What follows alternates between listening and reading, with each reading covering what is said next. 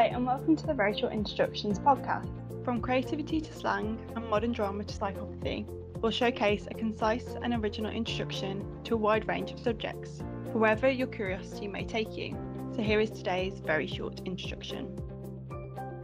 Hello, my name is Pippa Virdee. I'm an Associate Professor in South Asian History at the Montfort University in Leicester, and I am also currently a Visiting Fellow at the Oxford Centre for Islamic Studies. I've been interested in the history and study of South Asia now for over 20 years. I have an academic as well as personal connection to the subcontinent. I was born in the Punjab, though I have spent much of my life living outside. The Punjab province, along with Bengal, was partitioned in August 1947 when colonial rule ended in British India. My previous research has been on the immediate and longer-term legacies for both India and Pakistan following the partition of the Punjab. It was through this that my interest in Pakistan developed further, as I have been lucky enough to access and spend time in both countries. In many ways, I am both an insider and an outsider, and I hope that I can bring a unique perspective to my very short introduction to Pakistan. It was during the early stages when I began doing research on what else was available in the marketplace that I realised that was a very one-dimensional approach to writing about the history of Pakistan. In Western literature, it was approached as a security concern. In Pakistan, it was through the nationalist and two-nation prism. For India, it was the other, and for others, it hardly mattered. I was therefore keen to do something which was a little bit more nuanced and reflective of a more complex history of this young and vibrant, but nonetheless troubled. One thing became very clear early on in the history of Pakistan was how to reconcile its territorial inheritance with being a newly created Islamic Republic, and then how to create a national culture from and for this diverse population. This was the starting point in trying to disaggregate the people, culture, traditions from the political aspirations of the nation state. The former has an unbroken connection with the ancient past, the latter is a political project. The tension points between these two are explored through various prisms in my work.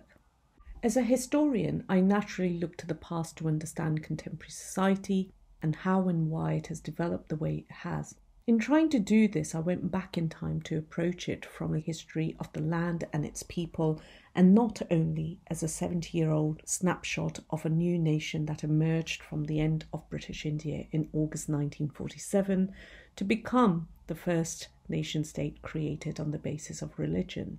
At the heart of this was the political idea of Pakistan as a homeland for the Muslims of British India. It would have been easier to start in August 1947 when Pakistan, both the West and the East, came into being.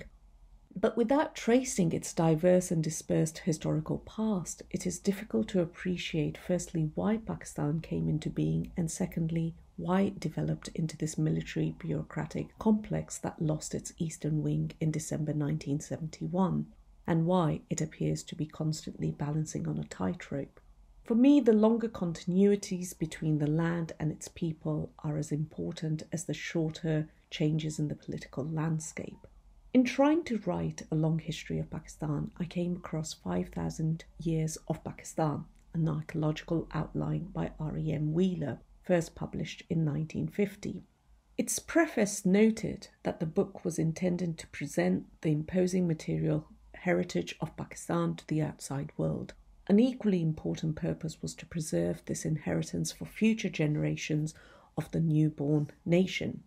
Wheeler was the Director General of the Archaeological Survey of India from 1944 to 1948, and thus found himself in the middle of that tumultuous period which saw the birth of Pakistan.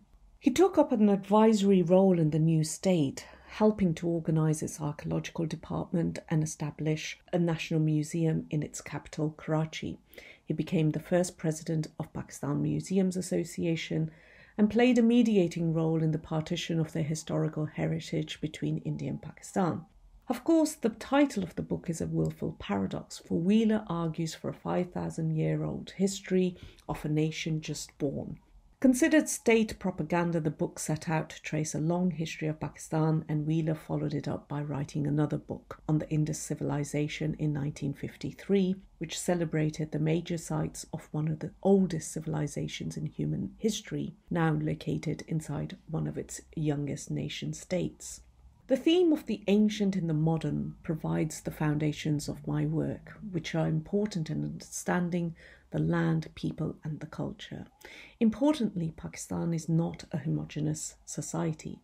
It is multilingual, multi-regional, multi-ethnic, multi-religious, and these diverse groups of people form a multi-layered society. I have attempted to bring into focus the lesser explored themes to provide a more rounded and nuanced understanding of Pakistan. I start with the idea of Pakistan and the ideological beginnings and how this has been consolidated, but also how it has led to fragmentation, namely the creation of Bangladesh in 1971. This is an important watershed moment because thereafter Pakistan follows a different trajectory, influenced by both internal and external factors. Whilst the breakup of Pakistan was a blow to the foundations of why Pakistan was established in the first place, the position and conditions of minorities, be these religious or ethnic minorities, continues to be a source of tension for those wanting a more clearly defined homogeneous Islamic nation.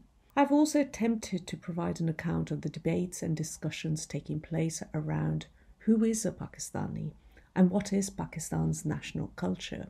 There is an overview of what used to be a vibrant music and film industry and how these intersect with increasing religiosity and piety. The role of the global Pakistani diaspora is explored alongside sports and Pakistan's relationship with the outside world. My sources, apart from turning to established scholars of Pakistan, also include poets, writers, musicians, artists, activists, and the very people who create the fabric of society. It is, of course, impossible to cover everything, though I have tried my best. But I hope there is enough to provide you with a glimpse of complex society and people that inhabit what is Pakistan, and perhaps leave you with a thirst of wanting to discover a little more about the land and the people. Thank you for listening to the Very Short Introductions podcast. You can subscribe to our podcast on Apple Podcasts, Google Podcasts, Spotify and Stitcher to receive new episodes directly to your podcast feed. All of our episodes, new and old, can also be found on SoundCloud and YouTube at OUP Academic.